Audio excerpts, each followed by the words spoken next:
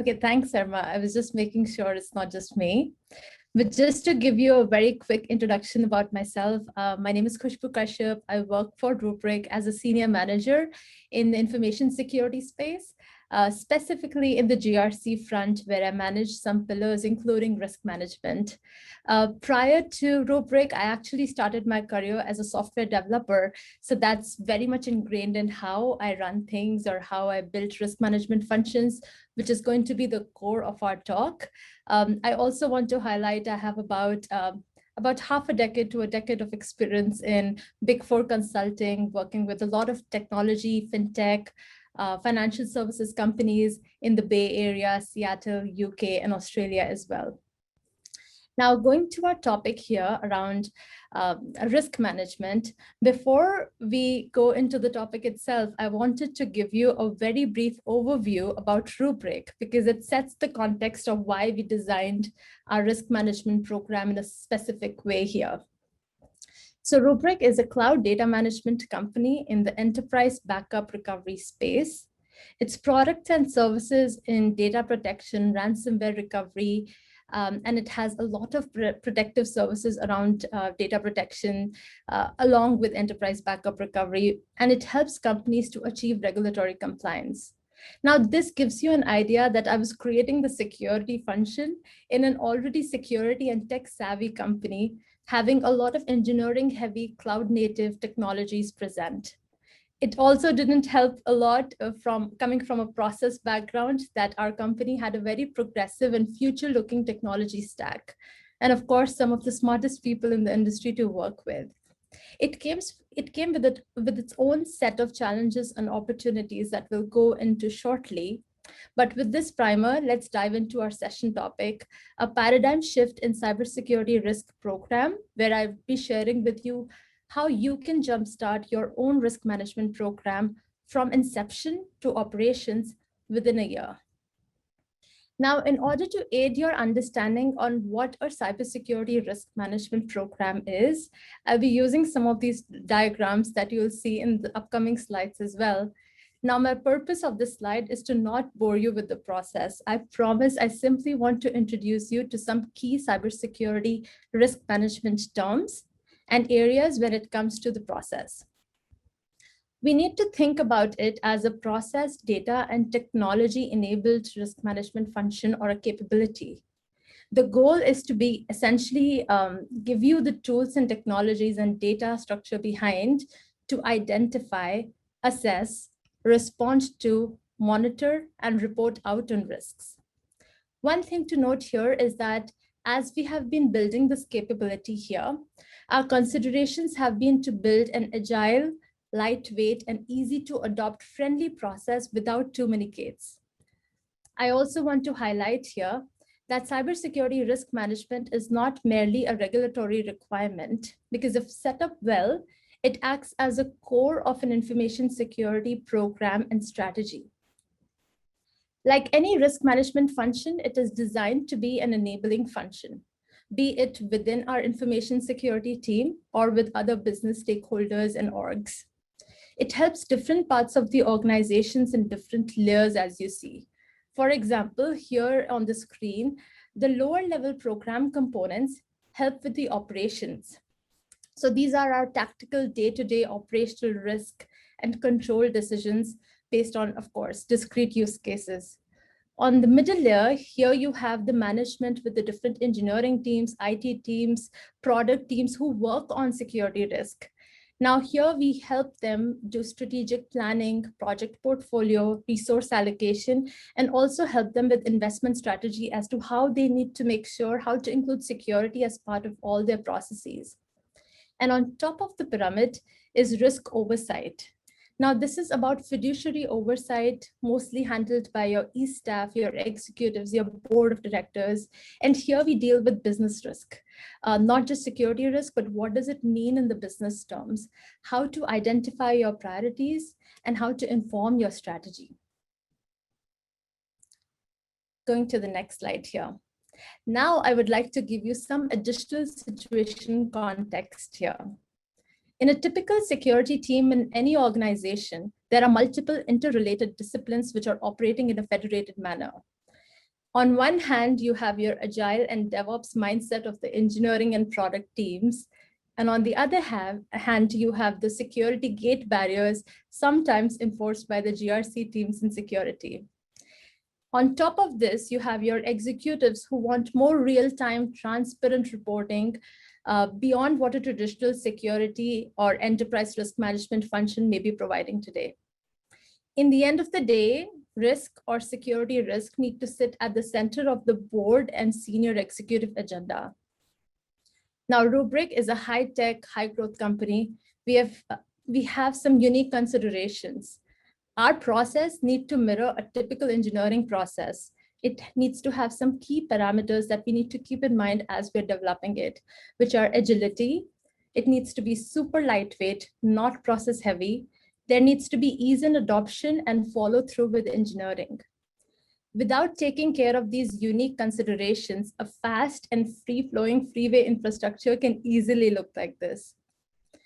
Now, in order to ensure that doesn't happen to any of your programs, I want to walk you through the same pyramid that we saw earlier, but now from an engineering and data perspective.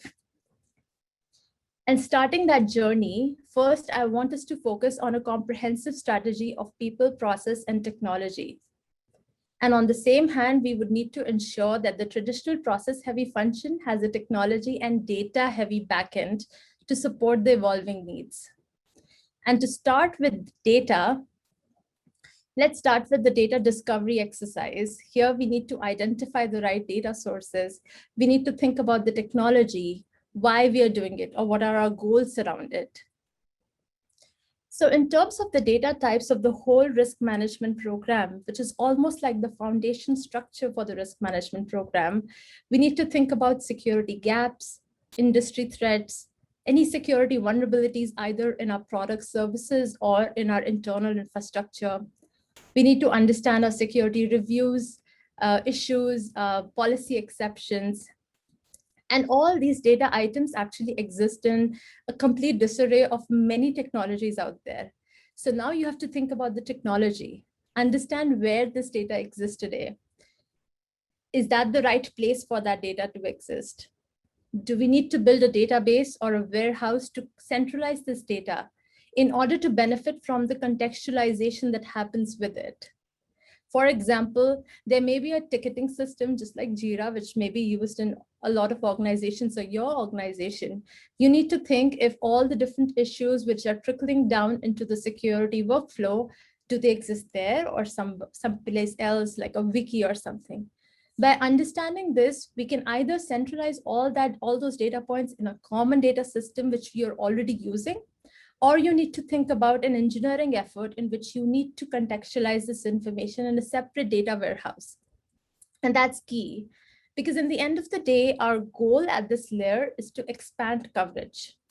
We not only should be aware of the known knowns within the organization, but also known unknowns and unknown unknowns.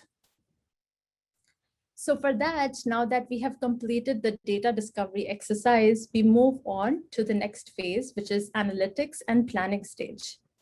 The main goal behind this is to drive visibility and automation. Now, for this, we need a true orchestration platform. There are two things to consider here, as I said, data analytics and data orchestration. Now, what happens in this stage is because you are identifying and defining security risk ownership, for that data analytics help from the bottom layer. What are the insights we need to generate? What are we learning from the data that we have already identified in the bottommost layer? Are we able to identify the right risk items? Are we able to prioritize them in the right way? Is this the elements of the data which are going to help your engineering teams and your product teams to be able to inform their sprint planning to prioritize on the right risk or not? So for all this, of course, you need the analytics engine, which needs to be on this layer. But along with that, also think about workflow automation. Why should you have a team of so many PMs helping you out just to make sure the teams are doing the right thing, but also making sure they are meeting the timelines? You can give your PMs more meaningful tasks of giving them the ability to go meet with the team members, ask them why something is not done, but not do very mundane tasks like, hey, your deadline is coming up, can you please complete it? A lot of these things can actually be automated using workflow automations from a tool orchestration software, as I was telling you. In our company, we have been using LevelOps for this. You can use any kind of engines for it. The main use case is make your engine to have orchestration to automate a lot of the workflows, which can be automated, and use the same communication channels that engineers use. Don't email them, don't set up alerts on emails if they don't look at emails a lot of time. If they use a communication platform like Slack, maybe use that. So depending upon what your organization uses to communicate with each other, based on really these teams who are fixing the risks, who are fixing the issues, who are doing the work, make sure you're using the same platforms. And whatever automations you do end up providing or end up setting up, make sure it's integrated with those, because it really needs to be their function and you're just enabling it. By doing this, we are able to engage the stakeholders, we are able to drive ownership and accountability, and you're doing all of that through improved transparency. And that really hones in on the trust you want to develop in this enabling function with the different teams. Now that we have covered data analytics and data orchestration, we move to our next topic of visualization. In order to drive strategic insights and enable continuous monitoring, here we focus on data visualization. Now, going a higher level for our business unit managers, our team leads, our VPs, we have to start creating contextualized dashboards in any kind of software like Microsoft Power BI or Tableau. Here, we have to start communicating the so what around the risk. Just the operational stuff, which used to help us out in terms of, hey, these risks are not getting remediated, or hey, these issues are coming up more and more often. Do we want to look into the root causes? Now you have to start talking about, these are the key things we want your teams to focus on, and here is why. And the why can be informed based on quantified numbers. It could be dollar-based numbers that this is the risk your team or Rubrik or your company is sitting upon because they may actualize themselves, or this is the customer liability that we are incurring because of these risks. There can be multiple ways of explaining the so what, but at this layer, your visualization engine needs to marry the so what elements as well as what we are seeing in the data together. Some key things to consider on this stage is, what is the purpose? You want to engage with your teams, you want to drive ownership, but even more important at this stage is to drive prioritization of the most risky or critical issues and risks for the company. For effective prioritization and escalation to work, what's needed is to establish consistency for assessing and prioritizing these issues. And of course, facilitating reporting for different audience types. We need to understand who our audience is. How do they like to consume information? How detailed oriented or not so detailed oriented are they? Do they like business information? Do they care about the so what? Or do they really care more about exactly what vulnerability is, exactly what issue is, how open our network is? You really have to do those trade-offs, understand your audience, and that's how your dashboard should look like.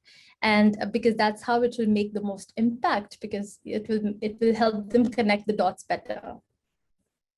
Now, in this traditionally process-heavy function, we'll go back to the process a little bit, having now talked about the technology and the data elements. Here, our goal is to drive insights for even higher level reporting, which is our board of directors or for senior executive consumption. Now that we come to the top of the pyramid, the topmost layer is the board and management suite. They don't care about how you're getting visibility. They don't care about what you're getting visibility on, how detailed and great your dashboards are. All they want to understand is, do they need to worry about any critical risks which are in the company? Do they need to provide what oversight they need to provide on them? What do you need from them? Do they have to trickle down some to-dos or some action plans or set the tone for security for the company? And most often than not, this kind of reporting is done in the form of presentations or Word documents or PDFs. Now we move away slightly from the technology aspect at this layer, but this really sums up your whole risk management function. Now, in this part of the presentation, let's take a look at how you can adopt everything you have learned so far today in your own risk management program or in your own operations. In the short term or in next week, you should be able to assess how you are communicating the value and focus of your program. Do you discuss technology without capabilities? Do you discuss capabilities without security risks? I highly recommend framing the discussions from security risks to security capabilities or services that you provide to the company, to the technology, what technology is used, and how you can also, more importantly, use technology to enable your function. In midterm or the first 3 months following this presentation, you should be able to begin your culture change to risk management, which is essentially, let's perform the risk assessment. Let's drive ownership within the different teams in order to effectively get to risk reduction. Now, in the longer term or within 6 months, you should be able to articulate a response to 3 most important or main questions. What are our risks for the company? What are we doing about it? And is it enough? So remember, start small, scale iteratively, and have a focus on striving for continuous improvement. There is really no need to strive perfection when you're building out the program. You can literally start from, let's just get all our data sets together in one place. Let's contextualize them. Let's find insights and drive analytics on top of them. Let's see what we are seeing, what can be the root cause for a lot of the things that you're seeing in a repeated manner or a repeated fashion. What can you do about them? Let's start meeting with the most important teams, which is going to help with risk reduction for the most important or the most area within the company. It's important to fail fast and make mistakes and learn from them at this step, because you also want to align on this one key thing that you need to start with the right stakeholders. Based on your program needs, try to identify these stakeholders within the company who will also benefit from risk management. They are seeing a lot of vulnerabilities, for example, in their space, or they're starting a compliance program where you can easily fit your own program with them and help them out. Starting with the right stakeholders is key, because once you gain their trust to have their sponsorship, they'll help you continue to find allies in this journey within the organization as well. And of course, you need to have your eyesight and your goals aligned to spreading awareness on the need for your company to make risk-based decisions in security. And as you're making those discussions, are they actually based on actual data and facts? And make sure that you're not thinking about risk management as a process, but a technology-enabled function which can benefit a lot from orchestration, workflow automation, analytics, insights, and automation sitting on all of this, so that you can spend more time on having more effective discussions, gaining more visibility with leadership, making sure that everyone understands risk within the company, everyone is speaking in the same language, and they're focusing their time and attention on the most needed things. Thank you. I'll stay on if you have any questions at all, and thank you so much.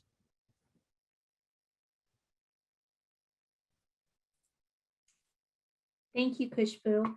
So if anybody has any questions, you can absolutely put them in the chat or in the Q&A tab. Doesn't look like we have anything submitted at the moment. So if you want to, will you be doing a community space to be available for questions? Yeah, absolutely. I can stay on. Okay, awesome. So if you want to talk with Khushbu, please go to the community page, and I believe she does have a session in there. And if not, I think we are done for today. So thank you so much, everybody who participated in this technical track. We really do appreciate it. Have a good one, everybody.